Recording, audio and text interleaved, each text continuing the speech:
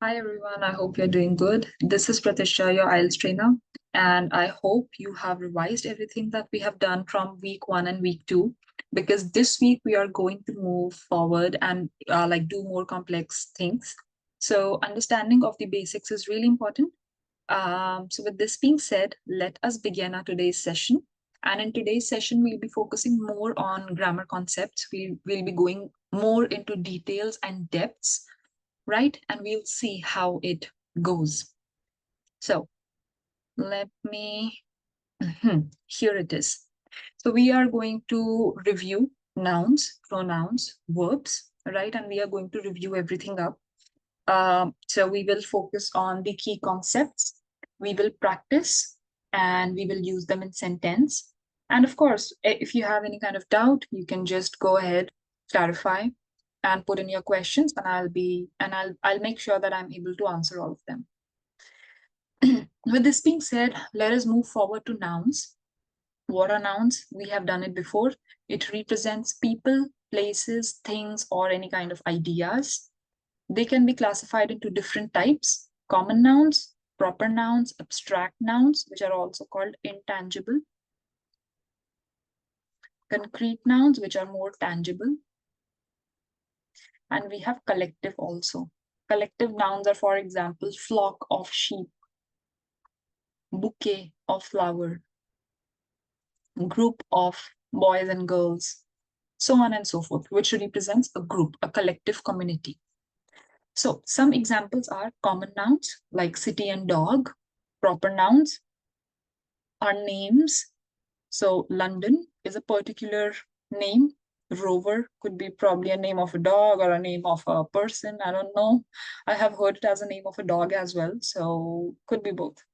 But it's a name, right? It's a name, so it's proper. Common can be any city. Okay, yeah, it's a name of a dog. So London can be like any city. Sorry, city can be any, but London is a particular city. Dog can be any, but Rover is a particular dog. Then we have abstract nouns like happiness and freedom because we cannot touch them.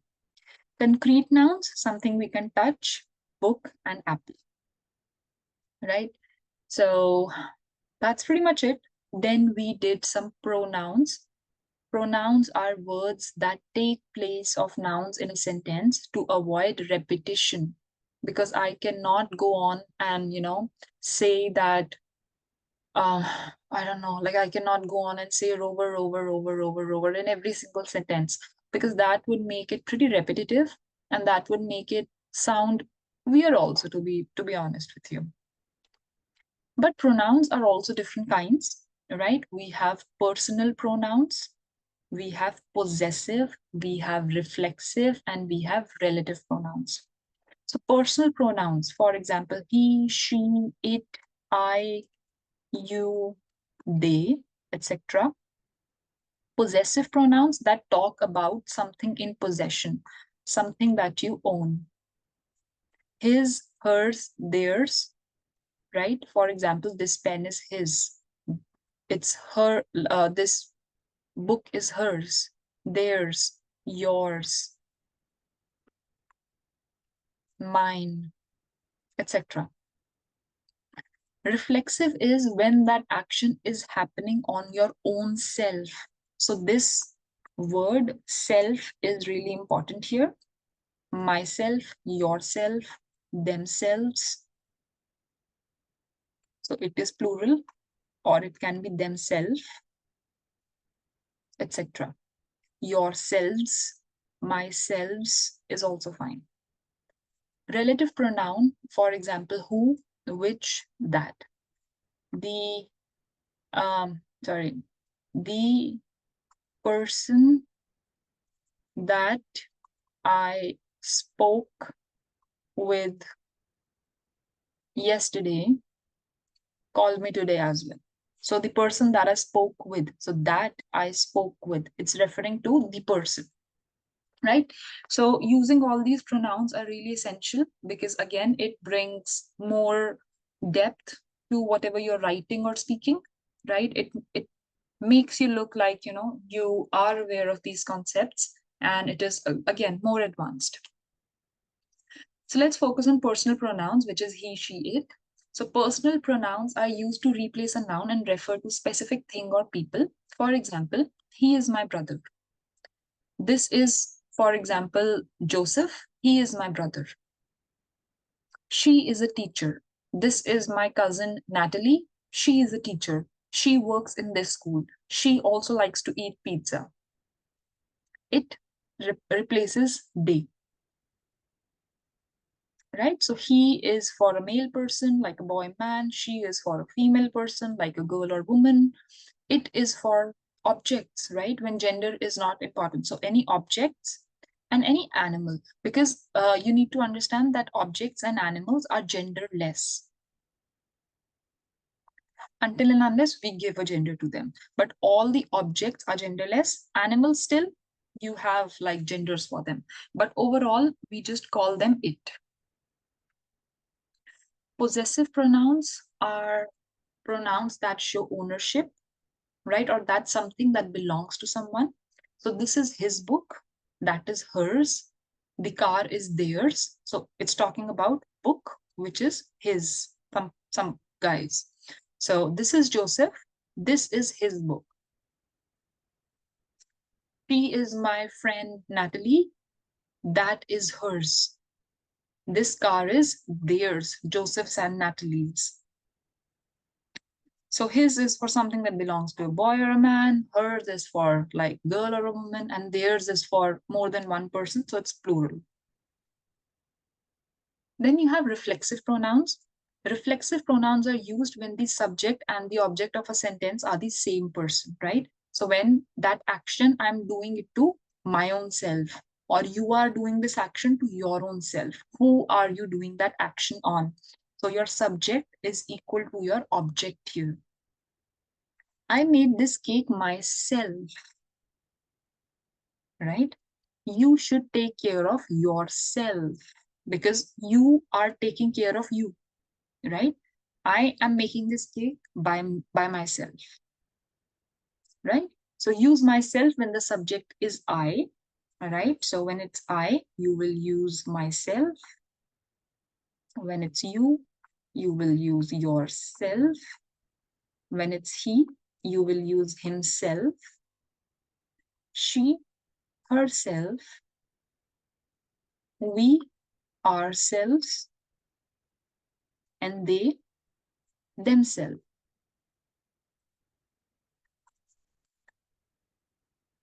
Right? These are all the reflexive pronouns, and you can make a note of it if you want to. But this is all of the reflexive pronouns. Then you have relative pronouns. Relative pronouns are used to connect a clause or a phrase to a noun or a pronoun, right? So this, she is the girl, she won the race. Two different phrases, two different clauses, two different sort of sentences, right? We are connecting them with who. And who is she, right? It's not a conjunction. Conjunction is when two completely different sentences are joined together, right? This is, we are talking about she here, and this who represents this she, this subject. And that is why it is replacing the subject here. She is the girl, she won the race. No, she is the girl who won the race. This is the book which I was telling you about. That movie that we watched was amazing. So use who for people, use which for objects and animals, use that for people, animals, or objects.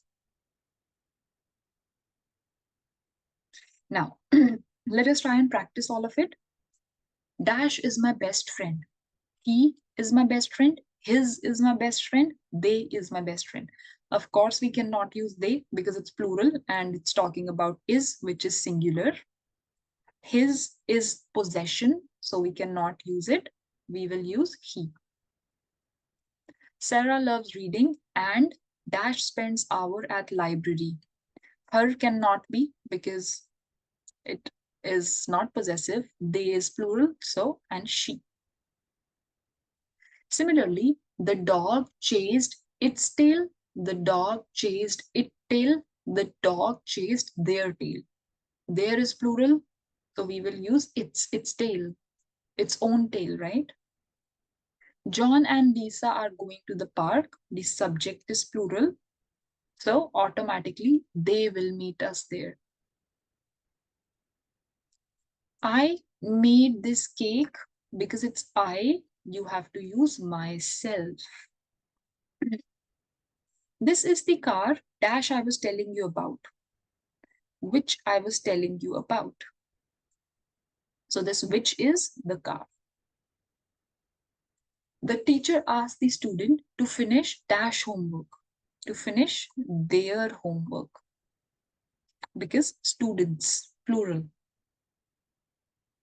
The book on the table is mine because it's talking about possession. The book on the table is my, no. It's herself, no. Did you bring your jacket with you? Because it's you. So you will bring whose jacket? Your own jacket, right? So your jacket with you.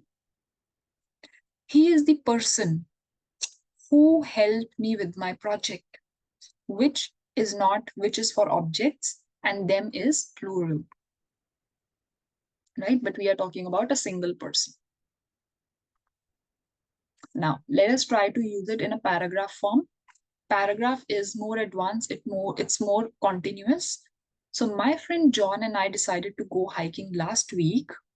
John and I, my friend John and I.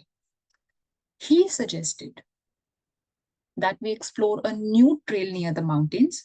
Before we left, John made sure that his backpack was packed with all the essentials. So his backpack. I told him that I would bring the map. So there was no need for him to worry about directions. As we walked, we encountered a group of hikers. They were friendly and gave us advice on which path to take. One of the hikers, so one of the many hikers who seemed experienced, showed us a shortcut. The trail was challenging, but John and I managed to push ourselves, right? Because we to the top. Once we reached the summit, the view was breathtaking. John said, "This is a moment that I will never forget. This is a moment that I'll never forget." After resting for a bit, we decided to head back down. By the time we returned to the car, we were exhausted but proud of ourselves because it's we, for completing the hike. It was a day well spent. Here it represents the day. It was a day well spent. Right? So this were all your nouns and pronouns. Now moving on to the verbs. Verbs are words that describe actions, states, or occurrences. Verbs can be classified into different types. For example, action verbs, which are also called the main verbs, linking verbs, usually be verbs, and auxiliary verbs. Auxiliary verbs is something that can help you identify a tense. It can also be be verbs, right? Something that basically helps. So let us practice that. Read the following sentence and identify the noun, pronoun, and verbs. So John is a noun. Verb is loves to play soccer with. His is pronoun because it's talking about John, and that's it. And play is also a verb here. And even friends is a noun, right? She enjoys reading books in her free time. She is what? It's a pronoun. Enjoys is a verb. Reading is also a verb. Books is noun. Her is pronoun. And time is noun again. Because you cannot touch time. It's an abstract noun. The cat chased the mouse through the garden. The cat is an animal, so it's a noun. Chased, the action. The mouse, noun again. Through the garden, noun again. We are planning to visit the museum tomorrow. We are is a pronoun. Are is a noun. Planning is also, sorry, are is a verb. I'm so sorry. Planning is also a verb. To visit is also a verb. The museum is a noun. Tomorrow is also a noun because it shows time. And that is pretty much it. That is how you identify noun, pronoun, and verbs. Now you can go ahead and do some kind of sentence construction on your own. Now you know essentially what are nouns, different kinds of nouns, different kinds of verbs, different kinds of pronouns. You can go ahead, probably create paragraphs, use it, use it to read, use it to enhance your usage of grammar that we have done so far. And that is pretty much it. There are some common grammar mistakes and tips that we will look at. So for nouns, we need to always make sure that proper nouns are always capitalized because they are some sort of names, right? And avoid using singular noun with plural verbs. So for example, she, no, I makes is incorrect. We make. Singular noun, plural verb. Plural here is incorrect. It's I make. Plural verb. So again, if you remember, I told you the complete in detail about how it is. So this is not even a noun. I'm so sorry about that. I should actually take an example with a noun. So for noun, for example, cat, no, dogs. Dog barks, but dogs bark, right? Singular noun, plural verb, plural noun, singular verb. Always proofread your sentence to check for grammar errors. It's a general tip. I'm sorry, I don't know why I missed these two. But let's see for pronoun. Ensure pronouns, they agree with their antecedent in number and gender. So for example, antecedent here means who it is referring to. For example, if a pronoun is we, it should refer to John and I, for example. If a pronoun is she, it should refer to Samantha or any girl's name. If it is he, it should refer to any boy's name, so on and so forth. For verbs, you need to make sure that there is a subject-verb agreement, especially with singular and plural subjects. We were just talking about nouns here, but with pronouns also, we need to make sure which verb type are we adding with which pronoun. So that is pretty much it about all of these things. It was just a general review, right? And for today, we just reviewed nouns, pronouns, and verbs again. We tried to use them in sentences and in a paragraph form. And we also discussed some common problems and errors that we can make. Now you can try and use them by yourselves, right? Try to make sentences, try to make paragraphs, try to create something on your own, and basically try to practice. And with this being said, that's the end of today's video. I hope you were able to process what all was being said. And I hope you're able to use them in your own sentences and essays. So I wish you all the best, and I'll see you in the next video.